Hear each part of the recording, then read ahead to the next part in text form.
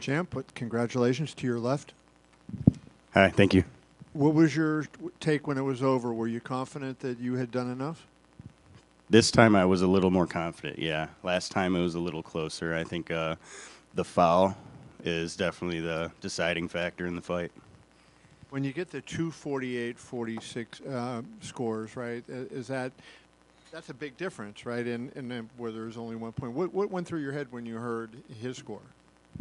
When he got the middle round, I was thinking like, oh man, I know it wasn't this close again. I know it's hard because you're not a judge.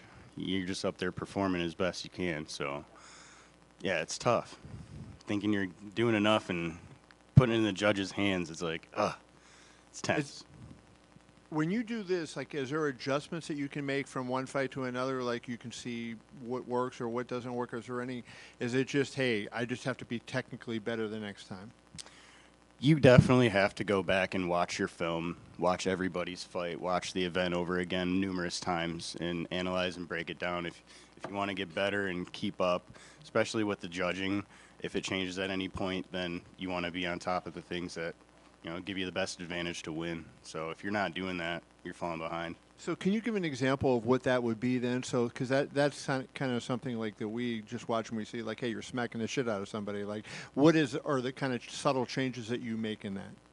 Yeah, because it's a game of literal centimeters in all aspects, the feet, the placement of the strike, the flinching, all that. It's a game of literal centimeters. So if you're not dialing in and being very, very particular about what you're practicing, then, it shows out there when it's showtime.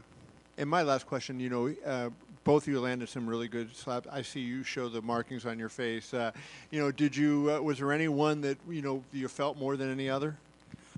No, I ate them all pretty well. Some people might argue I wobbled on one of the rounds. I think I'll have to go back and watch it. I didn't really feel rocked at all during the fight, so I think I took it pretty well. Thanks. Can you explain you're over here, sorry. Can you explain your little doll?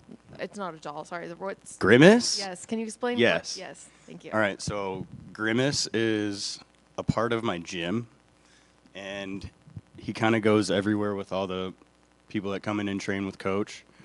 So he's been to like 30-something states, couple few countries, and he sits on top of the water container, and we tribute change dollars because he's a little good luck and sometimes bad luck. Like, you really have to treat Grimace good. So, like, last time I was here, I almost left him at a podcast. It was almost drastic. So this time we're treating him good. He's up here being safe. We got some pictures with some people. So I think we're bringing some good luck home. Your opponent had a lot of people in the crowd wearing their wigs. What could your fans wear to represent you? Like a big Michigan foam finger thing would be cool. Okay. What color? Oh, Michigan, is that yellow? Just like the hand shape, it would be. It could be blue and yellow, or probably Lions colors right now because they're going to win the Super Bowl. But yeah, it'd be like hand shaped. I think it'd be cool. There were cards going around the crowd. Everybody was getting some trading cards. Imagine your life just a year ago. Could you have imagined that you'd be on a trading card?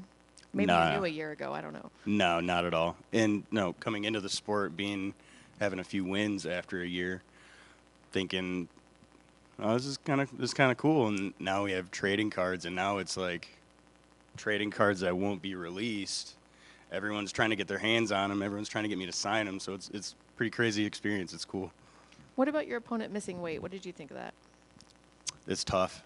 I was right there in the sauna with him on the last day, before we weighed in for cutting. So that last 6-7 pounds, being in the sauna and like being right there with him, I was able to sweat. And him being in his room cutting weight a couple days beforehand is what ultimately cost it for him, because we're in this 180-degree sauna. I'm sitting here dripping, boop, boop, boop, boop, and he was dry after like 10, 15 minutes. I was like, oh, it's going to be tough for him. And I stuck in there. I was having a hard time myself, just trying to get down right onto weight because I was eating and, treating myself good, trying to stay healthy and be strong as I can be. So, yeah, it's tough to miss weight, especially point something.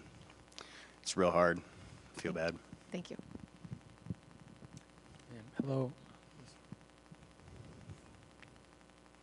Hello, over here. Hey, how's it going? Miguel from Mexico. Just wanted to ask you, where does the nickname come from? Babyface. So I've always looked young, and I don't really grow a good beard. So I figured it was between the two nicknames, Black Eye, because I have a permanent black eye, and Babyface. And I said, well, what if I shave my face and don't grow a beard and show these guys that I'm actually just tougher than all of them, Babyface it is. And I signed, that's my nickname. That's how it happened. All right, Anthony, thank you. Over here. Hi, congratulations. Hey. So about a week or two ago, I believe you posted a picture that you were on weight. So did you gain a couple extra pounds in between then that you had a struggle to cut? Yeah, so before Thanksgiving, I'd done a few 3-day fasts the month prior and came down from around 195. And I sat at like 167 the day before Thanksgiving, so I was like, oh, cool, let me eat a little food here now. Day of Thanksgiving, I weighed in at 170, ate up to 175. I said, all right, let's coast this out until fight week, and then we'll see where we're at. And I kept, eating good and drinking water, staying hydrated. Ended up being around 176 the day of weigh-ins. So straight to the sauna to cut my 6-7 pounds, thinking it was going to be pretty easy. It was actually kind of tough, so I'm probably not going to do that again. All right, and then I believe in your post show you said that this one was tough, the third one's going to be harder. So do you feel like you need a trilogy with him since you beat him twice already? I believe we will face again when he challenges for the belt again. That's where I think it's going to happen. Not immediately, though? I think I'll probably have a match in between. Someone else will probably get a shot. We'll see. And then were you surprised when the refs actually did look back at the tapes? Because you called the neck and they called it fair. And then they usually don't look back at them again after they call it. See me up here striking and judging at the same time? I'm going to be one of the greatest in the sport. I can just tell from how you take strikes, I can tell what's legal and what's not. That one definitely wasn't, and I felt it. So I was prepared to argue to the death for that one. I'm glad they overturned it. I was actually surprised they did that, too. Awesome. Well, thank you. Thanks. Thank you, guys.